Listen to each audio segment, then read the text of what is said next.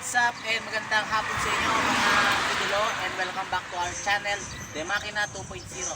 For today's vlog is gagawa tayo ng isang Mio Sporty kung paano mag-change oil at paano mag-tune up.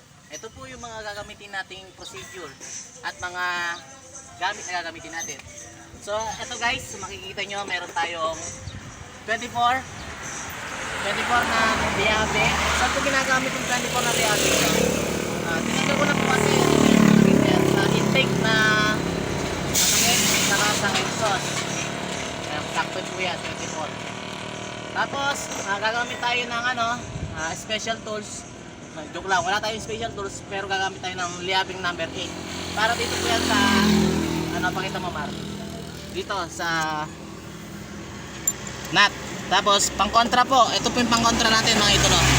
Long nose, pang kontra yan dyan para hindi ka malo pag iigpitan mo, hindi matatanggal yung yung pagka tune up nya ng number 0.5 po yung gagamitin natin.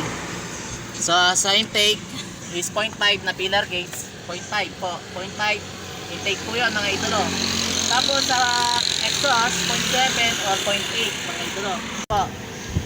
Extension bar, saan ko po ginagamit to? Pang-ikot po ito para makita po natin yung TDC kung naka-top dead center na po ba siya. So paano natin makikita kung naka-top dead center na po ang tinutune up yung motor? Kasi po dito po guys, lapit nyo, meron kayong makikita, iikot nyo lang po ito, may makikita kayo ng letter T. Pagka tapos may gitli po doon, itututok nyo lang po yung letter T doon sa gitli. Pagka naitutok na, tingnan nyo muna po yung dito sa intake pag gumagalaw mga idolo. Pag gumagalaw na po yung gumagalaw na po ito, naka TDC na po yan. Pero pag hindi pa yan gumagalaw, isa pang ikot po na hanggang makuha nyo yung pag gumalaw na siya. So pag gumalaw na po yung idolo, pwede nyo na po siyang i-tune up. So yun guys, umpisahan na po natin yung pag-tune up. So tara, samahan nyo ako mga idolo. Let's go! Flashback!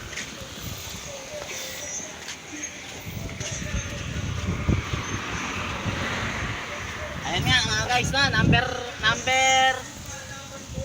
0.5 kung gagamitin natin.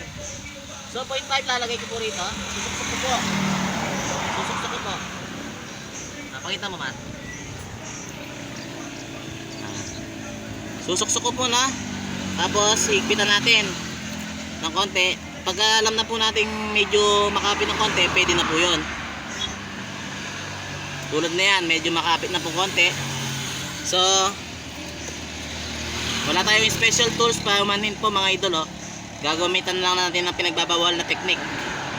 Yan, higpitan po natin guys, no? Iko-kontrahin ko po rito. Kukontrahin po natin sa taas at higpitan po natin idolo yung nut.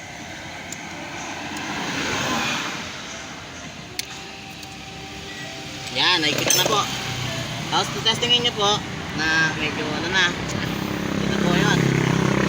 So yun po, medyo na po mga idolo, saktong-sakto lang po yung niya. Nakuha po natin yung tune up nya. So ganun din po yan sa sa lalim. Lawag lang konti. Luwagan po natin konti.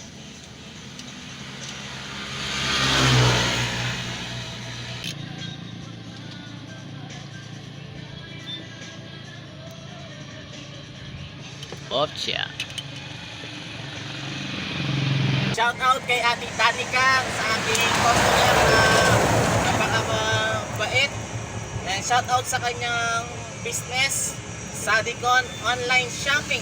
So try to visit her Facebook page mga idolo. Nagtitinda siya ng iba't ibang uri ng mga kagamitan nating pangbahay, mga Durabox at mga kama-kama and etc. Marami po siyang produkto. So try to visit her shopping Facebook. So maraming salamat sa iyo. Shout out kay Ate Danica Sadicon sa buong pamilya niya from The Makina 2.0. Bye bye. Maraming salamat.